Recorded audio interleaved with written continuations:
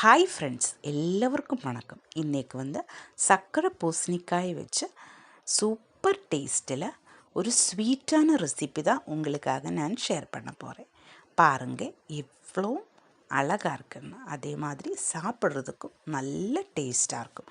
எப்படி செஞ்சதுன்னு உங்களுக்கு காமிச்சு தரேன். அதுக்காக ஒரு பூசணிக்காய் நான் எடுத்திருக்கேன். இதனோட கால் பகுதி குழம்புக்காக மாற்றியிருக்கு, மீதி ஃபுல்லாக நான் எடுத்திருக்கேன். இதை நல்லா வாஷ் பண்ணி கட் பண்ணி எடுத்துகிட்டு வரலாம். இனி ஒரு கப்பில் சுகர் எடுத்திருக்கு. அதே மாதிரி முந்திரி பருப்பை எடுத்திருக்கு, நெய் எடுத்திருக்கு. இந்த நெய்யை நான் வீட்டில் பாலிൻ്റെ ஏடையை மாற்றி வச்சு தயார் பண்ணி நெய் தான். இனி கார்ன்ஃப்ளவர் எடுத்திருக்கு. இது எவ்வளோ எடுக்குன்னு அப்புறமா சொல்கிறேன். இது ஒரு 6 ஏலக்காய் கொஞ்சமாக சுகர் போட்டு நல்லா தூள் பண்ணி எடுத்தது தான். அதுக்கப்புறம் பாதாம் எடுத்திருக்கு. இது ஆப்ஷனல் தான், உங்கள் கையில் இருந்தால் மட்டும் எடுத்தால் போதும். அது க்ரஷ் பண்ணி எடுத்துகிட்டு வந்திருக்கு. இது கிஸ்மிஸ், இவ்வளோ போதும். இதையும் எடுத்து வச்சுருக்கு. இனி நம்ம கட் பண்ணி எடுத்து வந்திருந்தோம் பூசணிக்காயை ஒரு குக்கரில் போட்டு கொஞ்சம் மஞ்சள் தூள், அதே மாதிரி கொஞ்சமாக தண்ணி இவையை போட்டு ஒரு 3 விசில் வருന്ന வரைக்கும் வேக வச்சு எடுத்துக்கலாம். இன்னொரு தவையிலேக்கு நெய் ஊற்றி அதிலேக்கு எடுத்து வச்சுருந்த முந்திரி பருப்பும் அந்த காஞ்ச திராட்சை பழமும் ஃப்ரை பண்ணி எடுத்துக்கலாம். இதை ஃப்ரை பண்ணி எடுத்திருக்கிற டைமிலேக்கு நம்ம குக்கரில் 3 விசில் வந்துருச்சு. இந்த ஸ்டீம் எல்லாம் போயதுக்கப்புறம் ஓப்பன் பண்ணி பார்க்கலாம். பூசணிக்காய் எல்லாம் நல்லா வெந்து வந்துடுச்சு. ஒரு ஸ்மாஷர் வச்சு நல்லா உடச்சி எடுத்துக்கலாம். இப்படியே தான் இருக்கும். இனி ஒரு கடாயை அடுப்பில் வச்சு சூடு பண்ணி நம்ம முந்திரி பருப்பு ஃப்ரை பண்ணி அதே நெய் அதிலேக்கு ஊற்றிக்கலாம். இன்னும் கொஞ்சம் கூட நெய் அதிலேக்கு சேர்த்துருக்கு. இனி நம்ம உடச்சி வச்சுருந்த பூசணிக்காயையும் சேர்த்து நல்லா வணக்கி எடுத்துக்கோங்க. இந்த நெய்யில் நல்லா வணங்கணும். பூசணிக்காய் நல்லா வணங்கி வரணும். கடைசியில் இது பூசணிக்காயன்னே தெரியாது, அந்த அளவுக்கு நல்லாயிருக்கும்.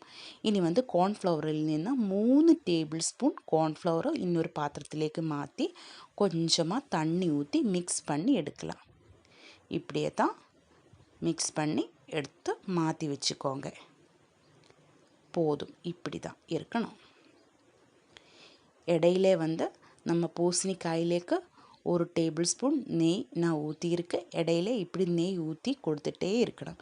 நம்ம இந்த மாதிரி நான்ஸ்டிக் கடாயில் செய்யும்போது கொஞ்சம் கூட தீஞ்சு போகாமல் நல்லா வரும்.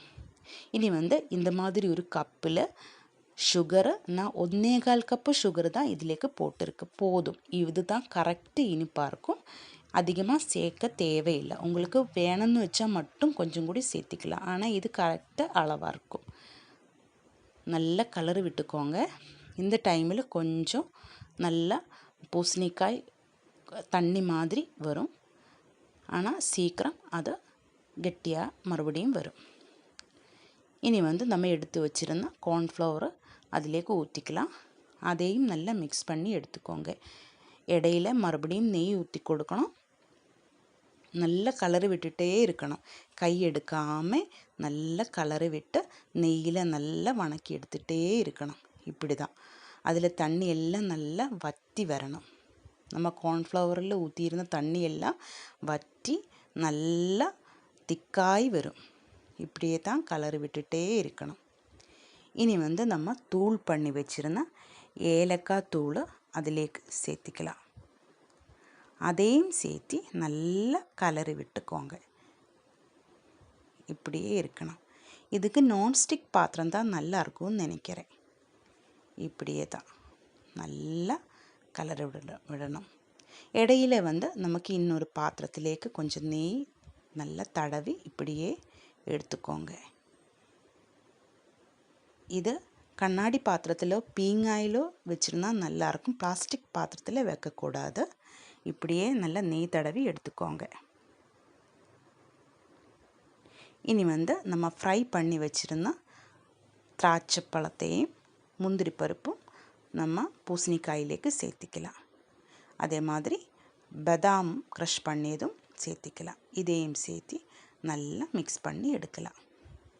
இப்போ வந்து ஆல்மோஸ்ட்டு நம்ம ஸ்வீட் ரெடி ஆயிடுச்சு. நல்லா மிக்ஸ் பண்ணி எடுத்துக்கோங்க. கொஞ்சம் கூட தீஞ்சு போகாமல் அந்த கடாயில் ஒட்டி பிடிக்காமல் இப்படியே இருக்கணும். உருண்டை மாதிரி உருண்டு வந்துடும் அந்த பூசணிக்காயோட கூட்டு. இப்படியே தான் இருக்கணும். இனி வந்து நம்ம நெய் தடவி வச்சுருந்த பாத்திரத்திலேக்கு இந்த பூசணிக்காய் ஊற்றிக்கலாம். இப்படியே தான் இருக்கும்.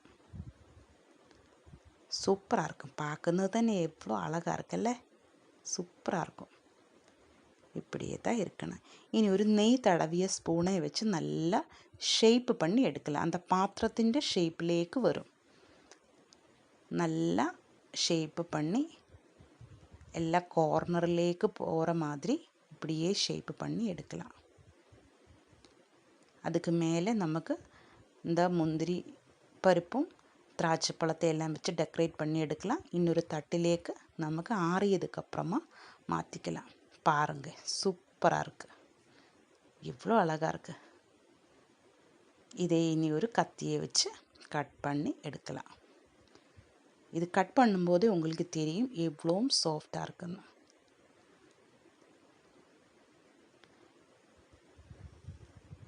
இந்த மஞ்சள் கலரில் நம்ம பூசணிக்காய் ஹல்வா ரெடியாக இருக்குது. நல்லா சாஃப்டாக இருக்குது. ஒரு தடவை நீங்கள் இந்த மாதிரி செஞ்சு பாருங்கள். பூசணிக்காய் கிடைக்கும்போது குழம்பு மட்டும் இல்லை, இந்த மாதிரி ஸ்வீட் எல்லாம் செஞ்சு சாப்பிடலாம். இந்த வீடியோ உங்களுக்கு பிடிச்சிருந்தா கண்டிப்பாக என்னோடய சேனல் சப்ஸ்கிரைப் பண்ணுங்கள், லைக் பண்ணுங்கள், ஷேர் பண்ணுங்கள், கமெண்ட் பண்ணுங்கள். தேங்க்யூ.